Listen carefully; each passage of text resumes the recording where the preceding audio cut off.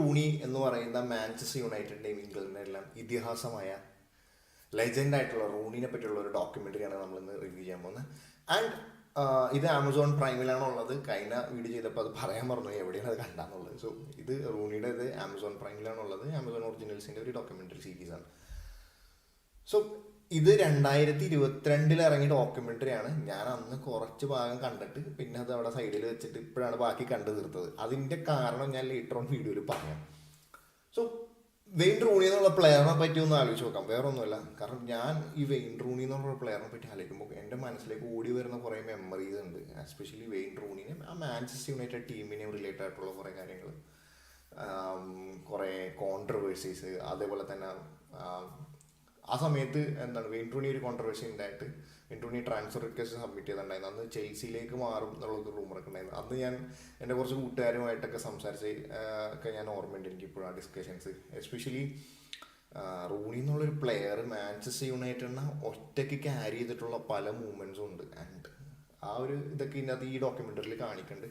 So നമുക്ക് ഡോക്യുമെൻ്ററിയുടെ കാര്യത്തിലേക്ക് പോവാം.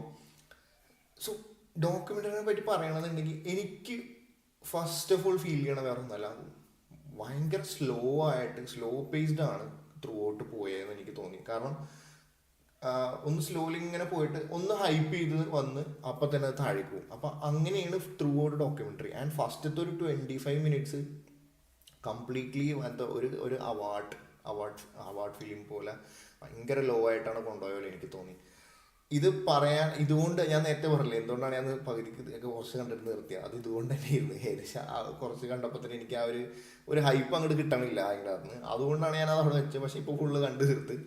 ആൻഡ് എനിക്ക് തോന്നിയത് ഇത് ത്രൂ ഔട്ട് ആ ഡോക്യുമെൻ്ററിയിൽ പൊയ്ക്കൊണ്ടിരിക്കുന്നുണ്ട്. ഇങ്ങനെ ഒന്ന് പോയിട്ട് അപ്പം തന്നെ താഴേക്ക് വരും. സോ ഒന്ന് പോയി എത്തി ആ ഹൈപ്പിൽ അങ്ങോട്ട് നിർത്തിയിട്ട് നമ്മളൊന്ന് രോമാഞ്ചം വിളിച്ച് നിർത്തിയിട്ട് അങ്ങോട്ട് കുറച്ച് നിർത്താൻ അങ്ങനെ ഇതിന് പറ്റിയിട്ടില്ല എന്നാണ് എൻ്റെ പേഴ്സണൽ ഒപ്പീനിയൻ.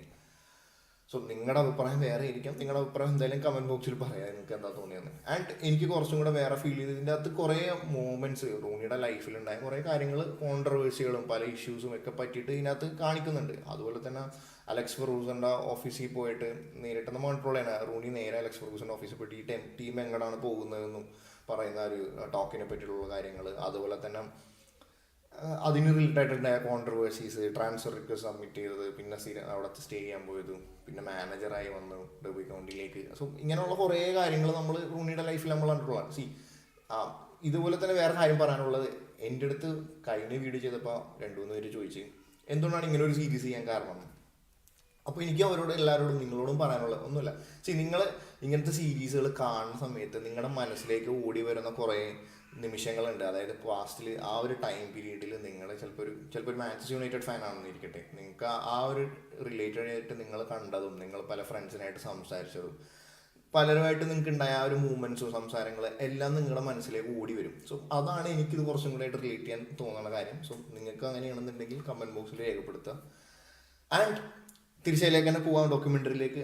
എനിക്ക് തോന്നിയത് കുറച്ചും കൂടെ നല്ല മൂവ്മെൻറ്റ്സ് ഒക്കെ ആഡ് ചെയ്യാമായിരുന്നു, കുറച്ചും കൂടെ ഹൈപ്പ് ചെയ്തൊക്കെ നിർത്താമായിരുന്നു എനിക്കെന്ന് തോന്നി. ആൻഡ് കാരണം വെച്ചിട്ടുണ്ടെങ്കിൽ കുറേ നല്ല മൂവ്മെൻറ്റ്സ് റൂണി മാഞ്ചസ്റ്റർ യുണൈറ്റഡിന് വേണ്ടിയിട്ടും അതുപോലെ തന്നെ ഇംഗ്ലണ്ടിന് വേണ്ടിയിട്ടൊക്കെ സമ്മാനിച്ചിട്ടുണ്ട്. കുറച്ച് കാര്യങ്ങളൊക്കെ ഈ ഡോക്യുമെൻ്ററിയിൽ കാണിക്കുന്നുണ്ട്. പക്ഷെ കുറച്ചും കൂടെയൊക്കെ കാണിച്ചിട്ട് ഇത്തിരി കൂടി ഇൻട്രസ്റ്റിംഗ് ആക്കാമായിരുന്നു എന്നാണ് എൻ്റെ ഒരു പേഴ്സണൽ ഒപ്പീനിയൻ. സോ ഇതാണ് എനിക്ക് ഈ ഡോക്യുമെൻ്ററിനെ പറ്റിയുള്ള ചെയ്യാനുള്ള റിയാക്ഷൻ. സോ നിങ്ങളുടെ അഭിപ്രായം എന്തായാലും കമൻറ്റ് ബോക്സിൽ രേഖപ്പെടുത്താം. Thank you for watching. Signing off my friend.